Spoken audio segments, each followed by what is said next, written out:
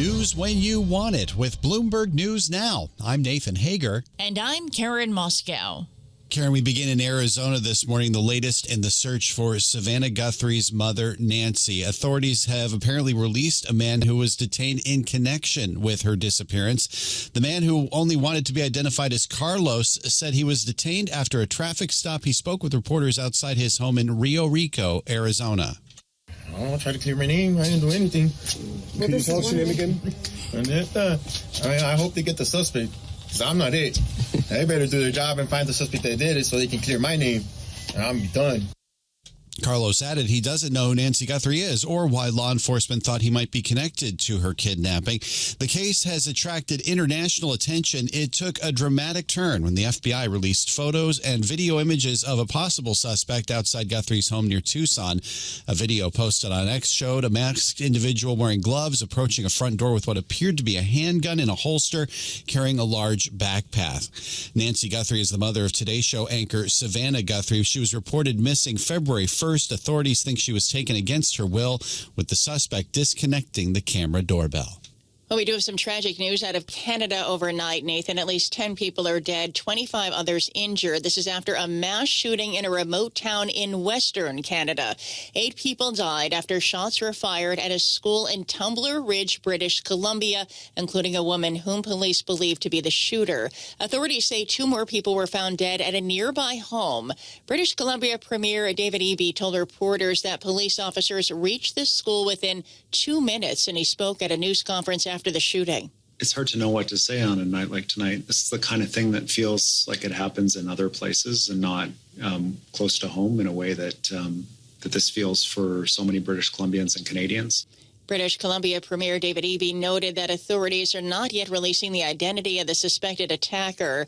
In a statement on social media, Canadian Prime Minister Mark Carney said that he was devastated by the mass shooting, which is Canada's deadliest since 2020. Let's head to Washington now, Karen, where lawmakers are about to go on the record on President Donald Trump's signature economic policy. The House is set to vote today on whether to reject some of the president's tariff policies, starting with a resolution to repeal his duties on Canadian goods. House Speaker Mike Johnson's been using legislative procedures to delay these votes, but 3 Republicans joined with Democrats in blocking his latest attempt. Republican Congressman Marlin Stutzman of Indiana says the president should have the authority to impose emergency tariffs.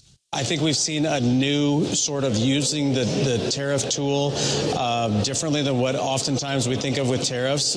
If you're using tariffs to negotiate with other countries, that's good. I mean, if we're going to just put tariffs in place for, in perpetuity, I think that's a whole different conversation. Indiana Republican Marlin Stutzman appeared on Bloomberg's Balance of Power. The 3 Republicans who pushed for today's vote are Kentucky's Thomas Massie, Kevin Kiley, who's facing a tough re-election in California, and retiring Nebraska Congressman Don Bacon.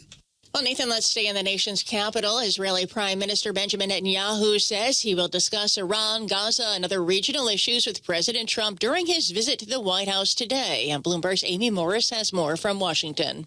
The U.S. has already demanded Iran give up its ballistic missile program, stop supporting military groups, and end a crackdown on protesters. But Iran wants to limit the talks to its nuclear program. Netanyahu is likely to push President Trump to demand more concessions from Iran in their White House meeting.